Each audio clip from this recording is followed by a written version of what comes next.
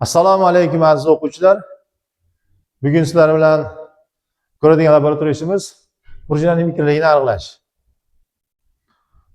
Demak, laboratoriya ishi mavzu prujinaning mikroligini aniqlash. Bu laboratoriya ishimizning maqsadi prujinaga osilgan yuk ta'sirida hosil bo'ladigan cho'zilish orqali prujinaning mikroligini aniqlash va bu qonunni amalda tekshirish. Endi laboratoriya ishini boshlashdan oldin sizlar bilan nazariy ma'lumotni qisqacha tanishtirib o'taman. Aziz o'quvchilar, endi laboratoriya ishimizni davom ettiramiz. Laboratoriya ishimizga kerakli bo'ladigan jihozlar bilan tanishib chiqamiz. Biz laboratoriya ishimizga kerak bo'ladigan jihozlar: shtativ, tarozi, keyin bir nechta tarozi toshlari, prujina,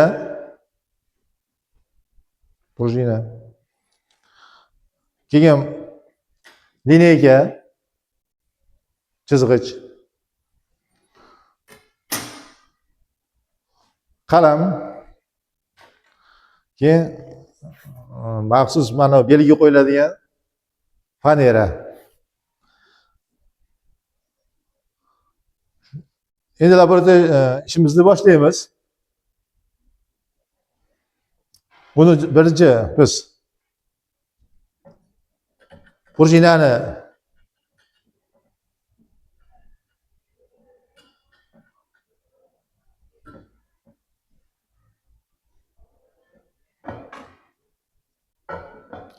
osib olamiz birinchi.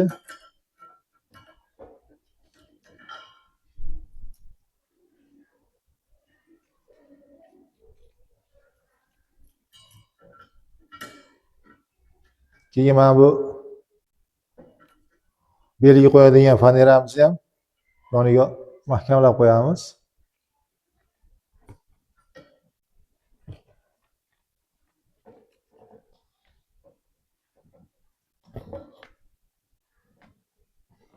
Mana faneramizni mahkamlab oldik. Endi shu turishida biz mana prujinaning dastlabki uzunligini bu qizil liniyasidan qalam yordamida belgilab olamiz. Mana shu yerda turibdi ekan, mana belgi qo'ydim. Endi bu tarozini yoqib turib, yukni massasini tarozida o'lchab olamiz.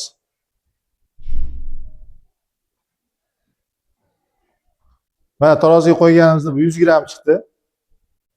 Yukimiz massasi 100 gram ekan.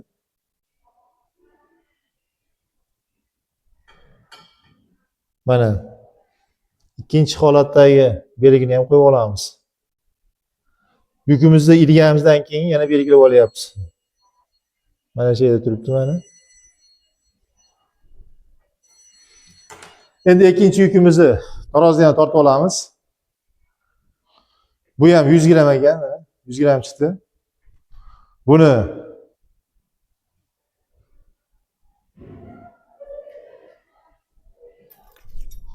blok yana osamiz yukni.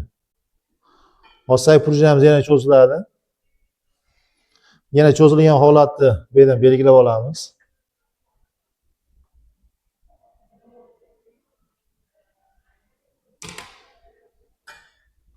Ek 100 gram bo'lgan holatdagisi. Bu yukni ham tortamiz. Bu yukimiz ham 100 gram chiqdi. Uchta yukni qo'yib yana tortamiz. Prujinamiz yana ham cho'ziladi. Bu holatni ham belgilaymiz. Mana biz hozir 3 ta holatni belgiladik.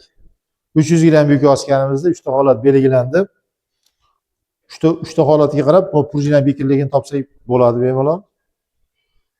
Mana endi yuklarni olib qo'yamiz.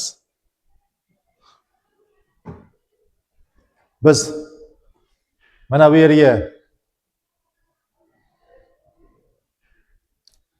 birinchi yukni massasini yozamiz, 100 gram. Keyin boshlang'ich uzunlikni yozamiz. Boshlang'ich uzunlikni topish uchun mana bu belgilangan birinchi chizig'imizgacha bo'lgan masofani o'lchaymiz. Mana bu prujinaning boshlanishidan. Boshlanishdan o'lchasak mana 8 santimetrga to'g'ri kelyapti. Demak, prujinaning dastlabki uzunligi 8 santimetr bo'lgan. Demak, 8 santimetr bo'ladigan bo'lsa, mana uni metrlarda yozishimiz kerak ekan. 0,8 yozamiz. Uchalasiga ham 0,8 yoziladi. Keyin mana bitta 100 gram yuk osganimizdagi uzunlikni topamiz. Uning uchun mana bu yerdan yana o'lchaymiz.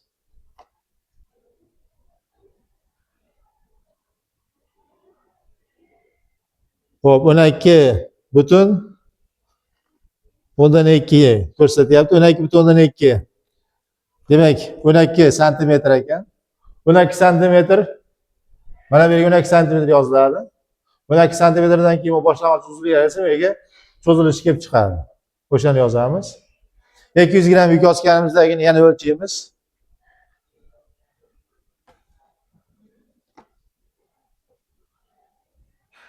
Ikki yuz gram yuk osganimiz 16 santimetrga cho'zilyapti.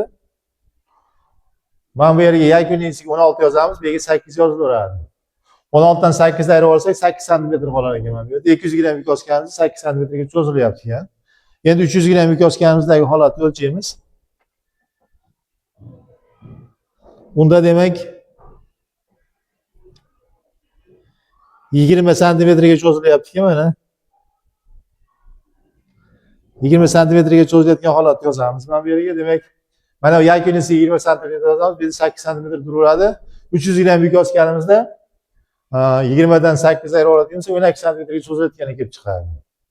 Keyin mana bu ikkilik topiladi shular yordamida.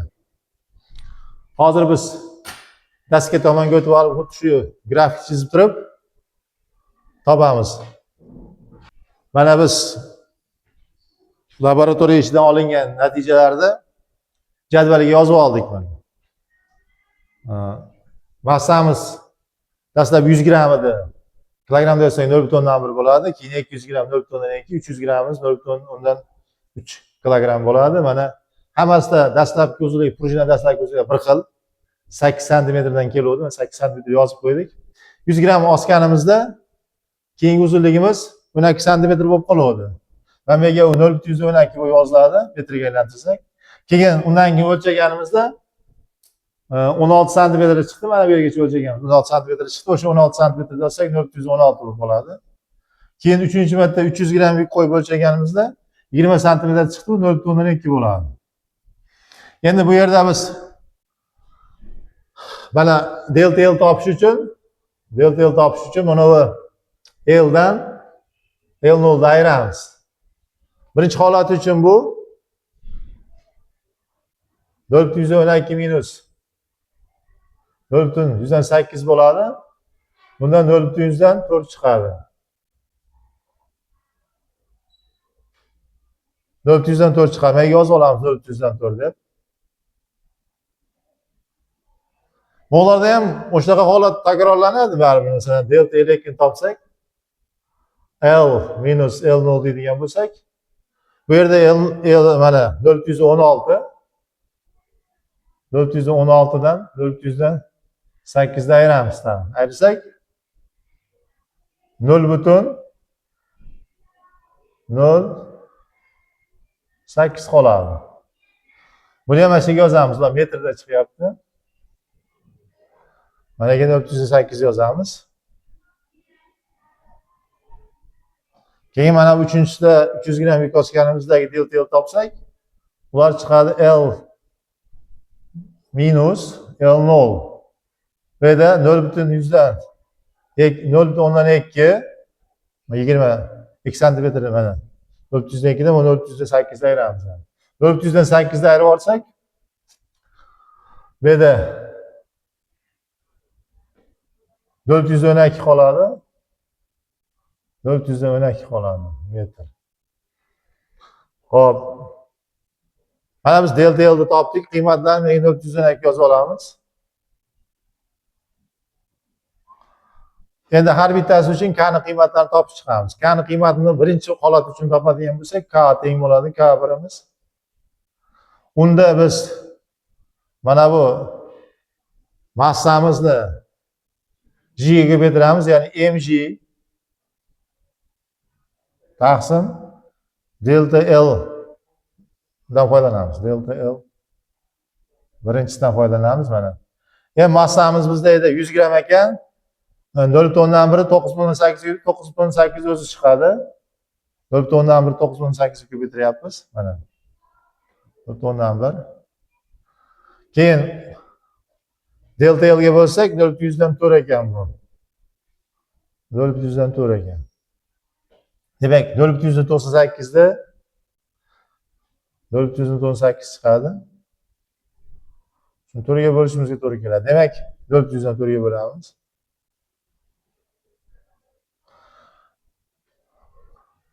98 4 ga bo'lishimiz kerak ekan. 9 ichida 4 tayidan 2 ta bor. 18 ichida 4 tayidan 4 ta bor. Butun keyin 2 ta qoladi. 24.5 Newton taqsim metr chiqyapti.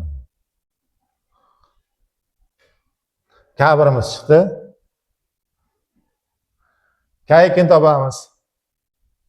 K2 topayotganimizda ham M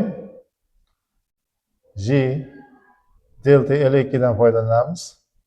Endi massamiz bu yerda. Bu yerda M1 edi. Bu yerda massamiz M2 bo'lib qolgan. M2 massamiz 300 gram.